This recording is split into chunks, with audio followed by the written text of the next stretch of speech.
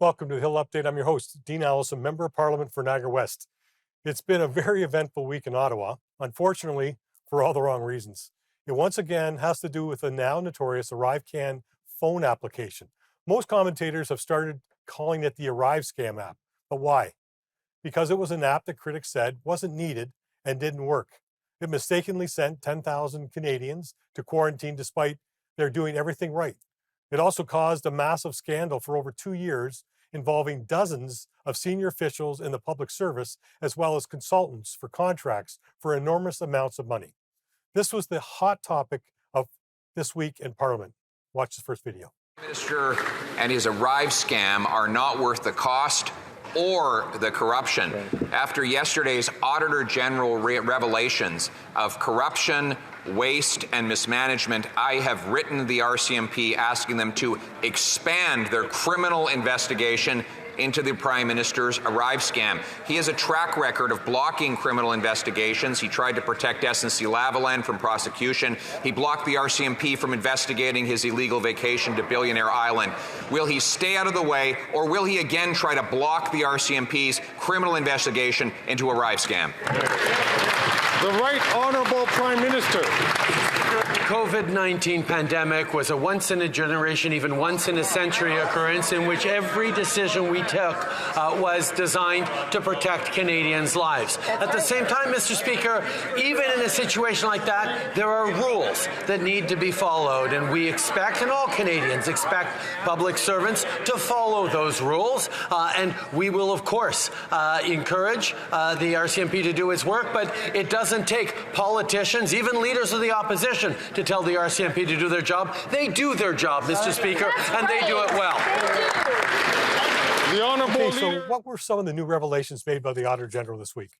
Her report shows that the cost of the Arrivecan app keeps going up. We learned that the app was originally budgeted to be $80,000. What it actually cost taxpayers is at least $60 million. That's 750 times the original quote. The Auditor General said that the exact cost was impossible to calculate due to CBSA's poor record keeping. Right in the middle of the scandal is also GC Strategies, a consulting firm that was contracted to create the app. What's interesting about GC Strategies is that this is a 4-person company that's run out of the cottage basement located near Ottawa. GC Strategies also doesn't do any actual IT work. This basement company made up to $19 million on the app, up from the original $9 million initially thought. Let's remember again that this app was only supposed to be $80,000. Many people aren't happy about this. We're in the middle of a cost of living crisis where everyday Canadians are struggling to pay their monthly bills. Folks are struggling with buying food, paying the rent, and paying their mortgage. That was the point very much emphasized in Parliament by the opposition. Watch this exchange.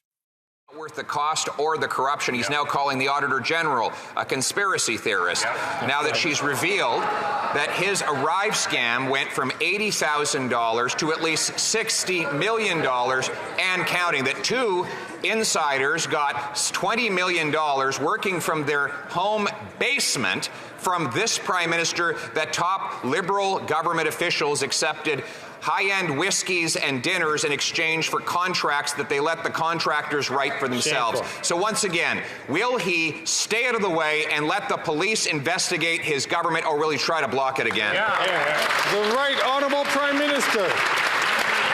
The opposition needs to work on his French. I think he just needs to work on his listening skills, because in French, 2 answers ago, I complimented and thanked the Auditor General for her work in ensuring that rules are followed and processes have consequences if they are misdone. This is a fact that we know that even during a pandemic, we need to be stepping up to protect people along the rules. That's why there will be consequences for anyone who broke those rules or those laws, while we continue to do everything we need to do to deliver for Canadians, to support people in their daily lives and build a better future for all Canadians.